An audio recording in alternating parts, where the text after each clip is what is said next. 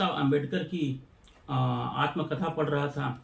उसमें चैप्टर 15 जीवन की जीवंतता के बारे में बताया गया है।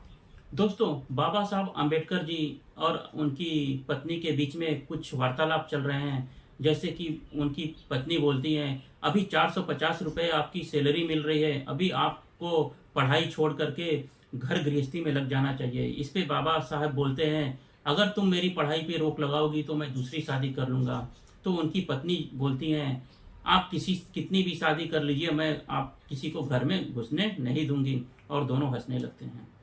फिर बाबा साहब अम्बेडकर जी बोलते हैं कि हमारे वर्ग के कितने लोग छात्रावास में रह के पढ़ रहे हैं और उनको मीठे व्यंजन ही मिलते हैं, उनको मीट नहीं मिल रहा है। तो रमाबाई बोलती हैं, श्राद्ध में उनको आप मटन खिलाएंगे। तो बाबा साहब अम्बेडकर बोलते हैं, अगर तुम नहीं बनाओगी तो मैं बच्चों को होटल लेके जाऊंगा।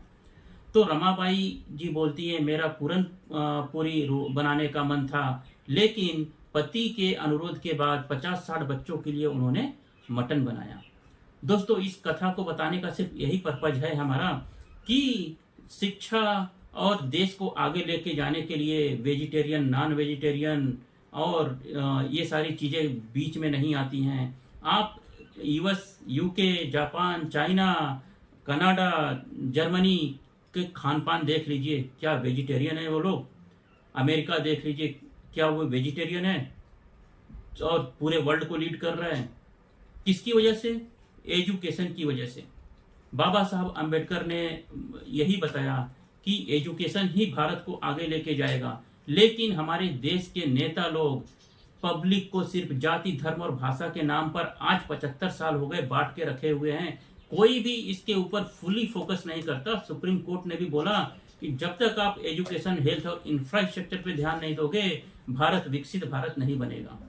तो मेरा अनुरोध है आज की युवा पीढ़ी से, जो कि देश को आगे लेके जा सकती है। जो अभी 50-60 में चल रहे हैं, आपके पुरानी पीढ़ी, आपके जस्ट यंग पिताजी के लोग, वो कभी भी अपना बिहेवियर चेंज करने वाले नहीं हैं और ना ही करेंगे।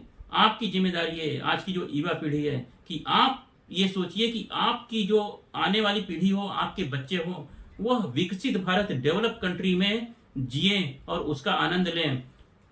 भारत से लोग आजकल गल्फ कंट्री, दुबई और दोहा जैसे छोटे छोटे मुस्लिम कंट्री में जाकर के रोजी रोटी कमा रहे हैं। क्यों? वहां का सिस्टम, इंफ्रास्ट्रक्चर और जो लॉ एंड ऑर्डर वो भारत से बहुत अच्छा है। तो दोस्तों, भारत को विकसित भारत